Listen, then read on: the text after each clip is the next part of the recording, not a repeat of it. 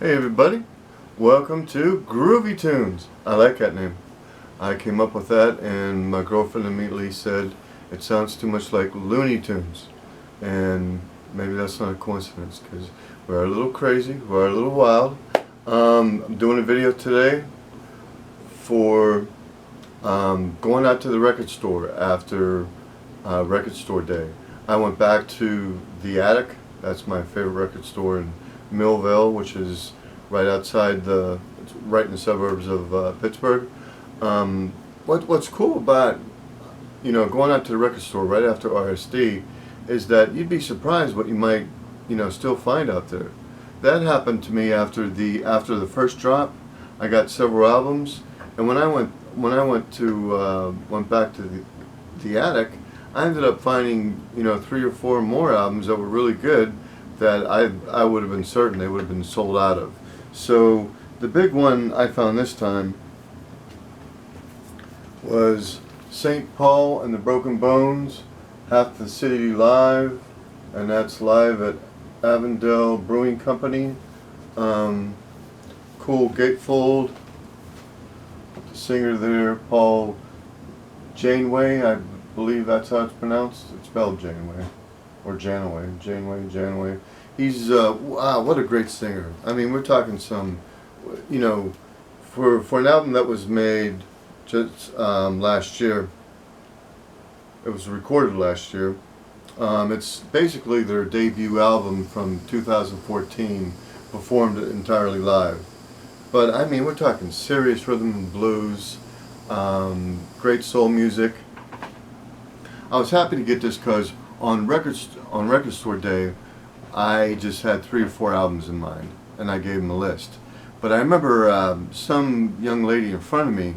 They handed her this album, and I was like, I made a mental note. I was like, I haven't had time to check out the entire list of albums, for record store day drop number 2.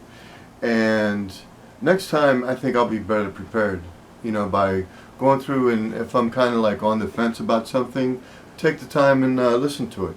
I'm so glad I got this yesterday, and it was just, it's an awesome live album. What's the problem? The record higher. Oh, okay. And the other thing I wanted to mention, when you go into the record store and you're just browsing around and you don't have anything in mind that you particularly want, or you didn't have something that you made a mental note of, or actually take a list. I'm just thumbing through the new albums, and I was pleasantly surprised to find a couple really cool things. I mean, Super Groovy, The Upsetters, Super Ape.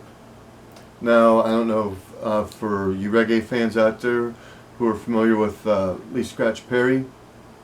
I always get a kick out of the cover of this album. What does it say on it? There's like an arrow pointing to a stomach, and I'm sure a lot of us, like the 5-year-old in us, wants to just like go up to it and start pressing it as if it does something, like the toys in the toy store. It says roast fish. I can't even see this well. Roast fish, roots, cornbread, and maca. I don't know if maca is weed. Probably is. Actually, on record store day drop number 1, I was able to get a copy of Lee Perry's Roast Fish, Collyweed, and Cornbread. That's one of his best albums. But according to, if you look up Lee Perry's best ever albums, this is at the top of the list. The other one I just mentioned is at number 2. But I mean, I'm sure there's different lists that you can check out. Blackboard Jungle, I think, is way up there. But Lee Perry, besides being a great reggae producer, I mean, he pretty much created what a lot of kids are listening to with bass and drums, dubstep. I mean, this guy created it in a little shack, I think, somewhere in the heart of Jamaica. It was called the Black Ark.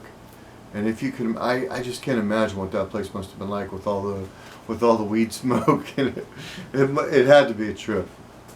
But I mean, with dub, pretty much what he did, he would take an existing reggae song, he would screw with the vocals, and have them like come in and out sporadically with all kind of effects, echo, reverb, phasers. He would punch up the bass and drums, and that's it. This man single-handedly created dub music. I don't see how anybody could argue that fact. It's just I'm always a big fan of his music. There's a great anthology out there called the Black Ark Anthology. I highly recommend that too. But this is one of those albums like have it jump out at me. I'm like, wow, what a cool find. I mean, that's a big part of the joy of going to the record store, because you never know what you're going to see. Also under new albums, I was able to find Deerhoof. This is future teenage cave artist. I stumbled upon Deerhoof and their crazy music several years ago. I'm actually friends with Cliff, I'm going to say Spurlock, the former drummer of the Flaming Lips.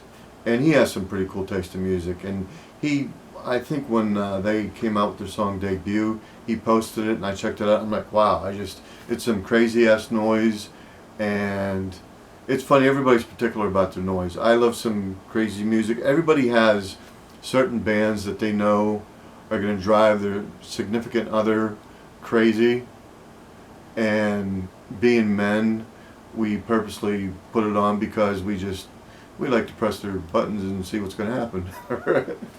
Like, just maybe they'll explode.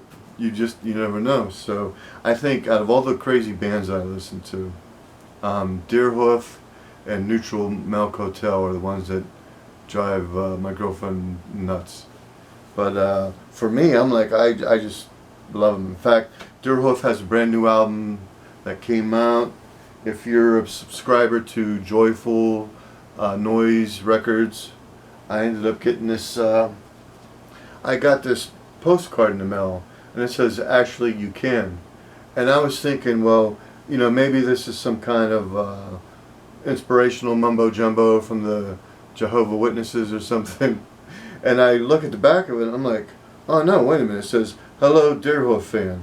You'll be pleased to know there's a new album coming out in the fall, but you ask, can I hear it now? Actually, you can." So there's a secret link.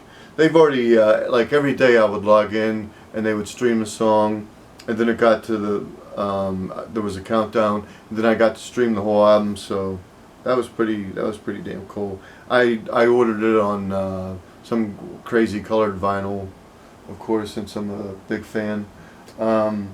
What else did I get? Okay, so I talked about all these three. In the mail that day, when I got home from the record store, I got McCartney III Imagined, with all the remixes. I mean, there's some super groovy stuff on there. We're talking, I mean, for Paul McCartney at his age, you want to talk about marketing genius. I mean, check this out. Just follow me here. Paul McCartney, during lockdown, in the pandemic, so in England, he records an album, and he refers to it as being in rockdown. So he comes out with McCartney 3, which is one of his best albums in, like, I'd say decades. I mean, seriously, we're talking, Paul making some of the best music of his life at this age. And what is he? He's like deep into his 70s? I mean, he's getting up there. And so they released McCartney 3. I got it on white vinyl. It comes out in all these, different colored vinyls from different stores. I think Target had an exclusive, Barnes & Noble, Walmart. You go to his site and you can find it in different colors. And then they come out with these bundles that come in a box, and you could get it with a t-shirt or dice or a baseball cap. And so that was his version of the album. And then Paul McCartney calls up people like, I remember reading a great story. St. Vincent was in the middle of doing an interview, and she gets a phone call from Paul McCartney. So as you can imagine, St. Vincent is like, hold on. She just stops the interview. It's like, I got to take this. It's and I think St. Vincent did the song. She did a remix of "Women and Wives," but so you take basically the same album and you have all these superstars do remixes of the songs. You release it as McCartney III Imagined, and again it comes out on like color splatter vinyl, which is what I have. It has other colors out there. I think there's purple vinyl, but the same thing with the bundles. You could get it with dice and all kind of stuff. I also did one of the bundles. I just, for whatever frickin' reason, I really wanted the damn dice. I'm like, I gotta have the dice. I don't know, it goes back to my days in the ghetto when I used to shoot craps. Who knows? But here's Paul proudly sitting on his horse. I don't know, I might end up flipping this. I've never did that before. I've never sold like an album on eBay, but I jumped on this one to make sure I got it. But since I'm getting it on CD and I'm getting that bundle with the dice, I may end up just selling it. Don't know. But I see the prices that people charge on eBay, and I just that would leave a bad taste in my mouth to like profit off of somebody. It's like being a ticket scalper. I always use that analogy, but I don't know. I just it's one thing. I mean, it's all for me.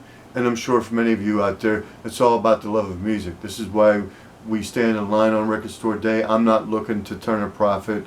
I just want to hear, I just want to get my favorite albums that I love and have them in my collection. So that's about it. If you like this video, go ahead and like it. I could use some subscribers, especially since I'm starting out. I'm starting out just like everybody else, but who knows? Someday in the future, I'm gonna have some cool graphics. I'm gonna have thousands of subscribers. So you could say you knew me way back when. All right, everybody, peace out.